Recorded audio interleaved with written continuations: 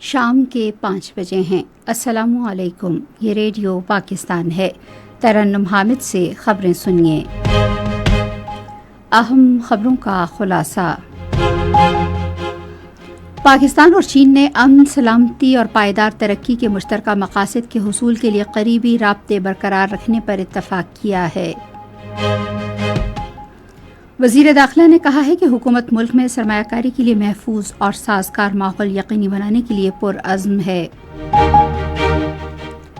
Road to مکہ منصوبے کے تحت حج انتظامات کا جائزہ لینے کے لیے سعودی عرب کا 45 رکنی وفد اسلام آباد پہنچ گیا ہے۔ اور آج لاہور میں پاکستان سپر لیگ کے ایک میچ میں پشاور زلمی اور کوئٹہ گلیڈیٹرز مد مقابل ہوں گے۔ اور اب خبریں تفصیل کے ساتھ۔ پاکستان اور چین نے علاقائی امن و استحکام کے قیام، باہمی احترام اور مفاہمت کو فروغ دینے اور یک طرفہ اقدامات اور تسلط پسندانہ پالیسیوں کی مشترکہ طور پر مخالفت کے پختہ عزم کا اعادہ کیا ہے۔ نائب وزیر اعظم محمد اسحاق ڈار نے چین کے وزیر خارجہ وانگ ژی سے ٹیلی فون پر گفتگو کے دوران انہیں موجودہ علاقائی صورتحال کے بارے میں بتایا۔ انہوں نے خطے اور پوری دنیا میں امن، سلامتی اور پائیدار ترقی کے اپنے مشترکہ مقاصد کے حصول کے لیے ہر سطح پر قریبی رابطے برقرار رکھنے پر بھی اتفاق کیا۔ نائب وزیر اعظم نے واشگاف الفاظ میں بھارت کے یک طرفہ اور غیر قانونی اقدامات اور پاکستان کے خلاف اس کے بے بنیاد پروپیگنڈے کو یکسر مسترد کیا۔ چین کی مستقل اور غیر متزلزل حمایت کی بھرپور تعریف کرتے ہوئے انہوں نے پاکستان اور چین کی مضبوط دوستی، دفاعی شعبے میں تعاون پر مبنی شراکت داری کے لیے پاکستان کے مضبوط عزم کا اعادہ کیا۔ اسحاق ڈار نے تمام شعبوں میں دو طرفہ تعاون کو مزید مستحکم کرنے کے پاکستان کے عزم کا بھی اظہار کیا۔ وزیر داخلہ محسن نقوی نے کہا ہے کہ پاکستان سرمایہ کاری کے لیے ایک محفوظ ملک ہے اور سرمایہ کاروں کا تحفظ حکومت کی اولین ترجیح ہے۔ انہوں نے آج لاہور میں سرمایہ کاری کی بیرونی کمپنیوں کے ایک وفد سے گفتگو کرتے ہوئے کہا کہ حکومت نے سرمایہ کاری کے تحفظ کے لیے تمام ممکنہ اقدامات کیے ہیں۔ انہوں نے کہا کہ بعض شر پسندوں کی طرف سے حملوں کا سخت نوٹس لیا گیا ہے اور مجرموں کے خلاف قانونی کارروائی کی جا رہی ہے۔ انہوں نے کہا کہ مستقبل میں ایسے واقعات کی روک تھام کے لیے ایک حکمت عملی مرتب کی گئی ہے۔ ملاقات میں سرمایہ کاروں اور سرمایہ کاری کے تحفظ کے لیے کیے گئے اقدامات پر تبادلہ خیال کیا گیا۔ بیرون ملک مقیم پاکستانی اور انسانی وسائل کی ترقی کے وزیر چودھری صالح حسین نے ویٹیکن سٹی میں سابق امریکی صدر جو بائیڈن سے ملاقات کی۔ انہوں نے پاکستان اور امریکہ کے درمیان تعلقات کو مزید مستحکم بنانے پر تبادلہ خیال کیا۔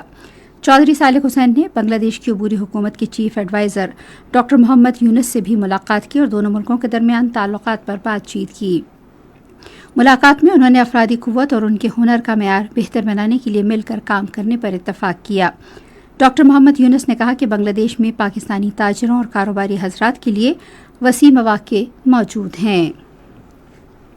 روڈ ٹو مکہ منصوبے کے تحت حج انتظامات کا جائزہ لینے کے لیے سعودی عرب کا 45 رکنی وفد اسلام آباد پہنچ گیا ہے۔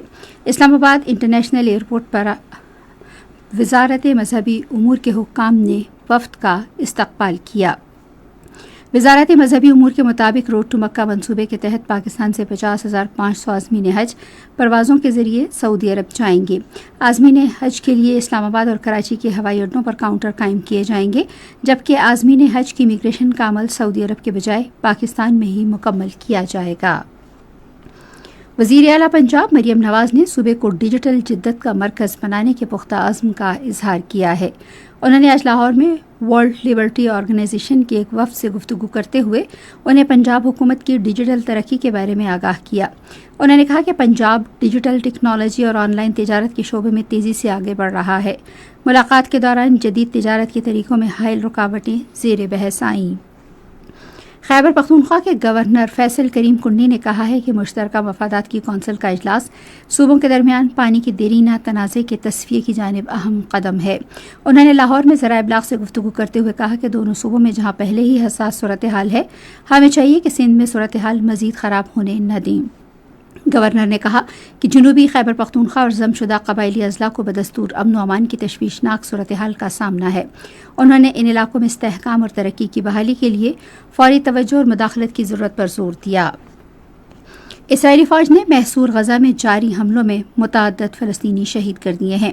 اسرائیل نے تقریباً 60 روز سے خوراک، ایندھن اور ادویات سمیت تمام امداد کے غزہ میں داخلے پر پابندی لگا رکھی ہے۔ فلسطینی پناہ گزینوں کے اقوام متحدہ کے ادارے نے کہا ہے کہ غزہ پر اسرائیلی محاصرہ ختم کیا جانا چاہیے۔ سماجی رابطے کی ویب سائٹ ایکس پر ایک پوسٹ میں عالمی ادارے نے کہا کہ غزہ کے عوام کو ہلاکت خیز تشدد اور محرومی کا سامنا ہے۔